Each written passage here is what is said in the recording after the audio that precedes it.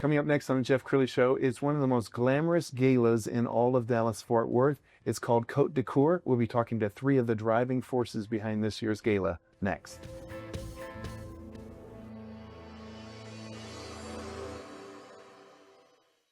Many are predicting that the worst is yet to come, which is unfortunate, said one person here.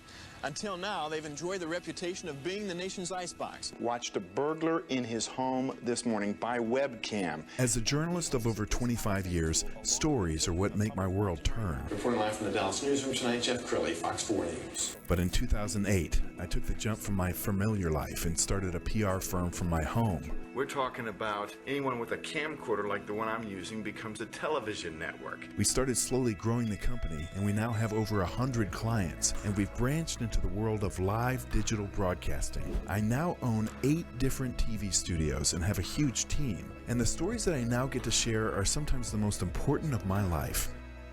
Life has a funny way of coming around full circle. This is the Jeff Crilley Show.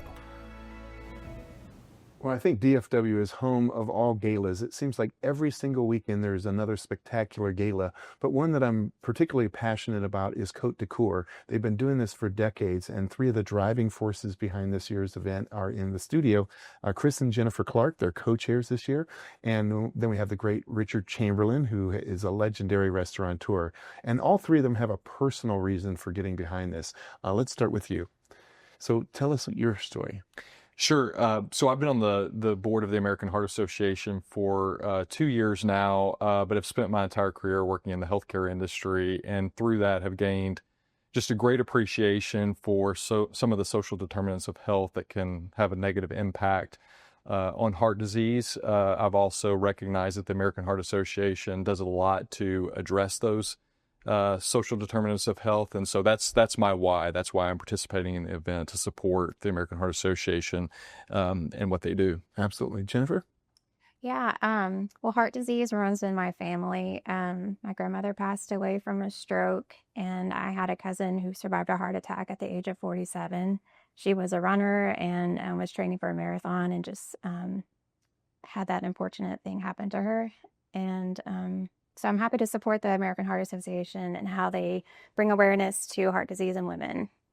And Richard, you have a personal story too. Yes, like Jennifer, many of my family members suffered from heart disease, starting with my grandparents, my father, who died at a real young age. And so I was affected at a really, really early time. And so when I had an opportunity to come on board and join the American Heart Association and support this great program that educates and allows for new devices to be created, I was on board. Absolutely. And it's an amazing event. We found a great video on the website that we're going to share. Let's go ahead and roll that now.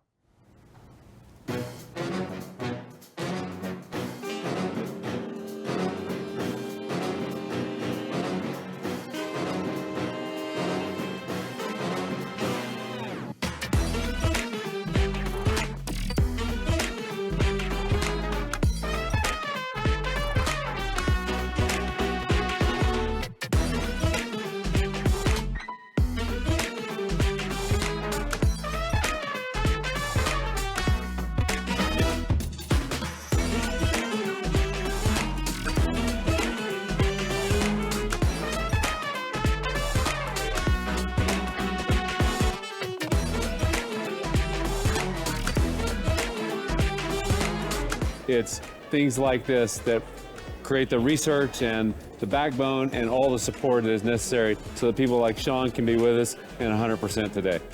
For me personally, I just love the food because it features some of the best chefs in all of Dallas and some of the best wineries in the entire country. It's worth all the work. It truly is.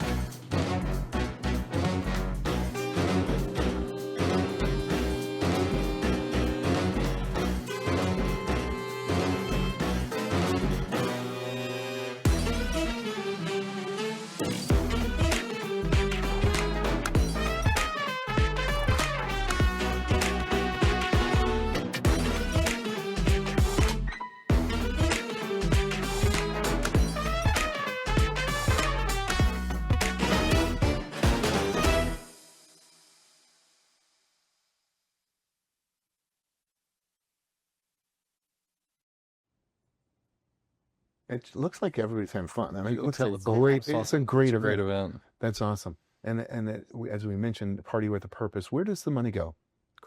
Well, the money goes to support all the various initiatives of the American Heart Association. I'll give you one brief example. Our company has a mission to support assisting with food insecurity, and we explained that to the American Heart Association. So when we were invited to participate in Côtes du Coeur, we said we'd love to do it, but we would like our funds to go towards addressing food insecurity. And so they took our funds from Côtes du Coeur and used those to purchase a refrigeration unit for Bonton Farms in South Dallas, which allowed them to store foods on their farm before sending them to the market to be served. So that's just one small example of how AHA is using the funds that are raised at Côtes du Coeur. And Jennifer, it must feel good to put your name and your reputation behind this wonderful cause.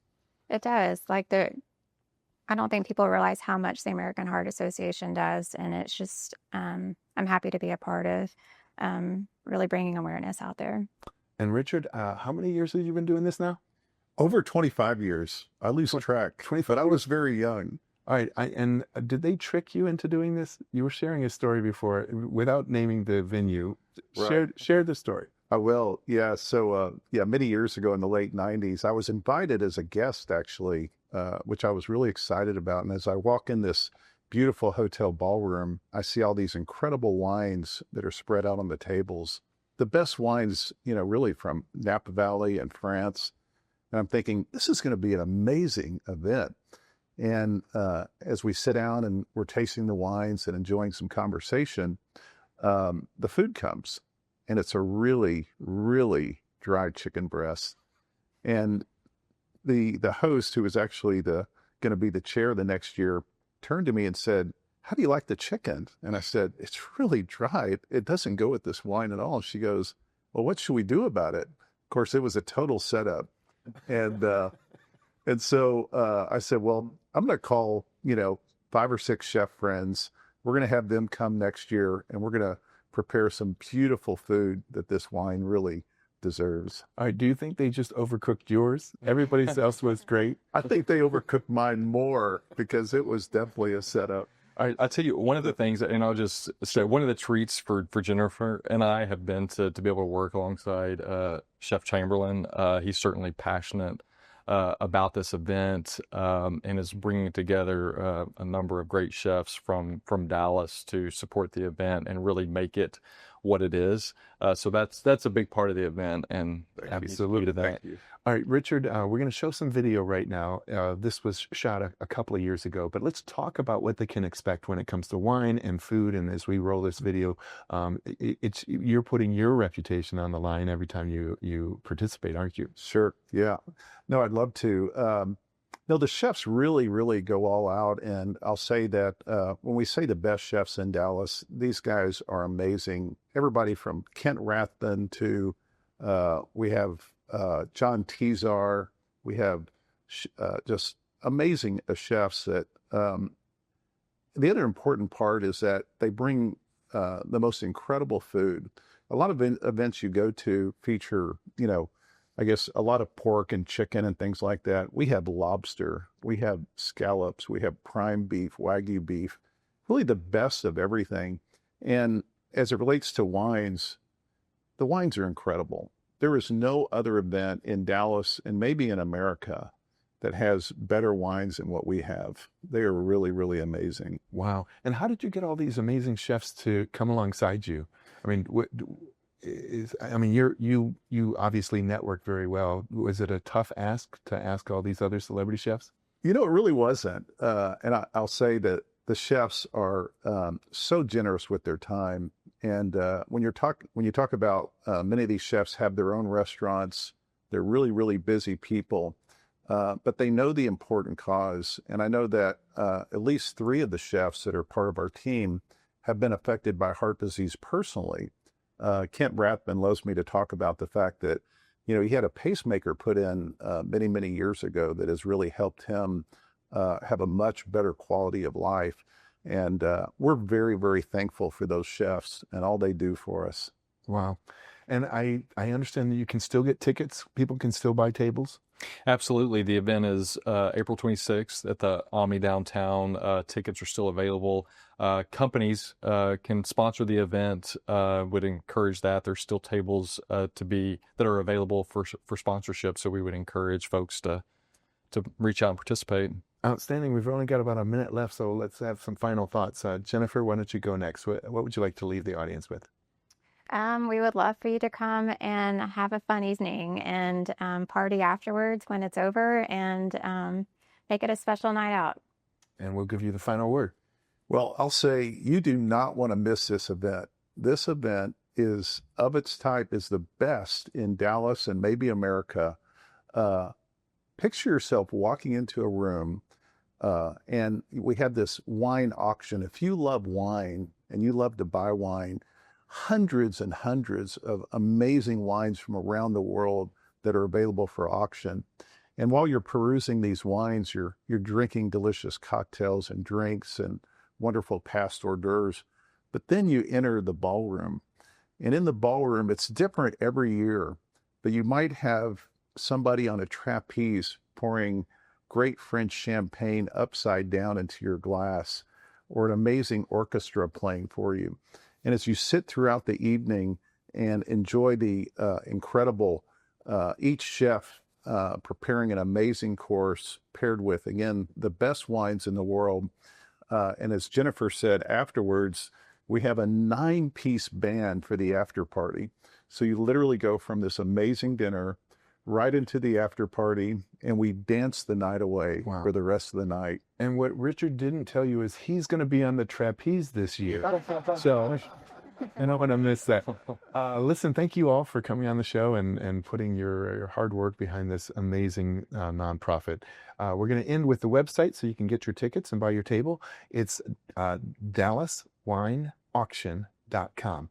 Thank you so much for coming on the show. Thank you. That's it for now. We'll see you next time.